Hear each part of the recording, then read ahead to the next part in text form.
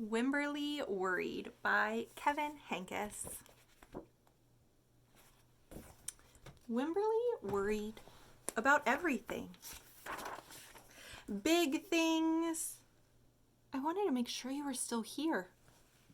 Little things and things in between. Mama, what if I shrink? Wemberly worried in the morning. She worried at night. And she worried throughout the day. You worry too much, said her mother. When you worry, I worry, said her father. Worry, worry, worry, said her grandmother. Too much worry. And her grandmother's shirt says, go with the flow. Just kind of chill out and relax. Personally, I feel like this is one of the worst things you can say to someone who's worrying. Like, oh, you worry too much. It makes them feel bad about their worry. If I were feeling worried or anxious or upset, I would want somebody to say, it's okay. I felt that way before too. We've all felt that way. But not stop worrying or don't worry, because that doesn't help make them feel any better. At home, Wemberly worried about the tree in the front yard. What if it falls on our house? This was actually a fear that I had for a long time. And the crack in the living room wall. What if it gets bigger and something comes out of it? And the noise the radiator's made. What if there's a snake inside?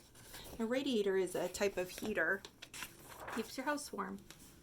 At the playground, Wemberly worried about the chains on the swings and the bolts on the slide and the bars on the jungle gym.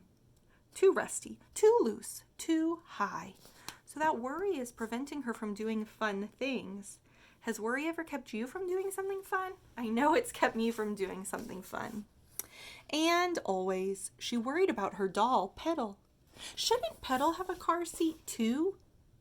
Petal's lost forever. I found her, sweetie. I will wait for you, Petal. Now, this is very interesting. She has a bunny named Petal that is in the washing machine.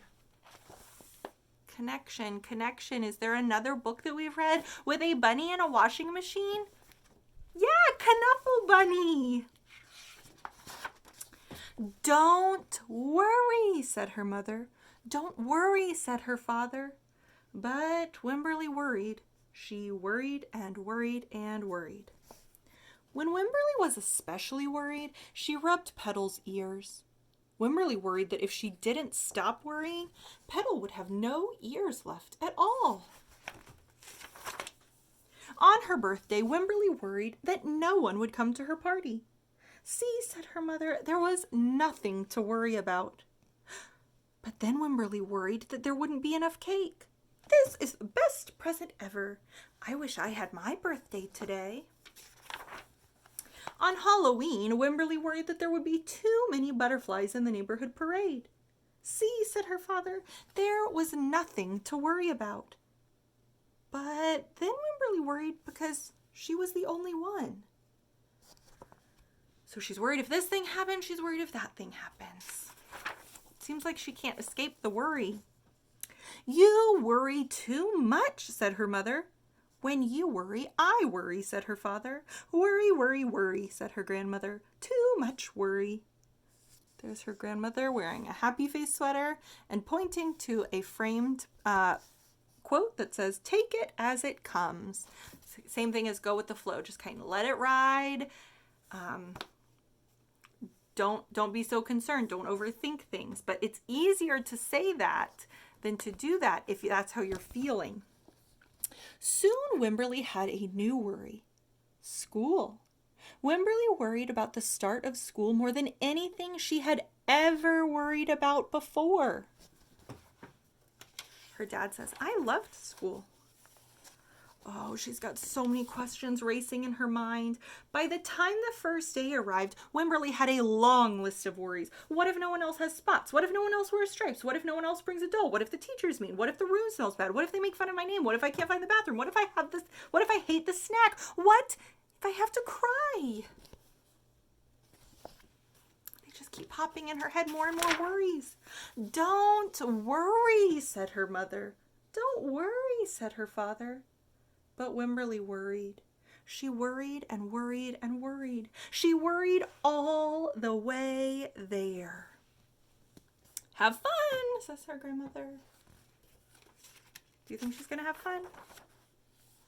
While Wemberly's parents talked to the teacher, Mrs. Peachum, Wemberly looked around the room. Then Mrs. Peachum said, Wemberly, there is someone I think you should meet. Her name was Jewel. She was standing by herself. She was wearing stripes. She was holding a doll. Oh, let's take a close look at Jewel. How is she feeling? It looks like she might be feeling a little worried too. At first, Wemberly and Jewel just peeked at each other. This is Petal, said Wemberly. This is Niblet, said Jewel. Petal waved. Niblet waved back. Hi, said Petal. Hi, said Niblet. I rub her ears, said Wemberly. I rub her nose, said Jewel. Wow. So they both worry. They both have stuffed animals, and they both rub that when they get worried. Throughout the morning, Wemberly and Jewel sat side by side and played together whenever they could. Petal and Niblet sat side by side too. Wemberly worried, but no more than usual, and sometimes even less. Before Wemberly knew it, it was time to go home. Come back tomorrow, called Mrs. Peachum as the students walked out the door. Wemberly turned and smiled and waved. I will, she said. Don't worry. She looks very happy back at home. So, just like in the story Ruby Finds a Worry that we read earlier, Wemberly has all of these negative feelings. She's scared and worried and concerned all the time, thinking, what if this happens? What if this happens? And what makes her feel better? It's not her mom or dad or grandma saying, don't worry, you worry too much. No, it's finding someone else that also worries and talking about her feelings and recognizing she is not alone. You know, a lot of people have these bad feelings and they keep them inside because they're embarrassed or they're not sure anybody else can relate.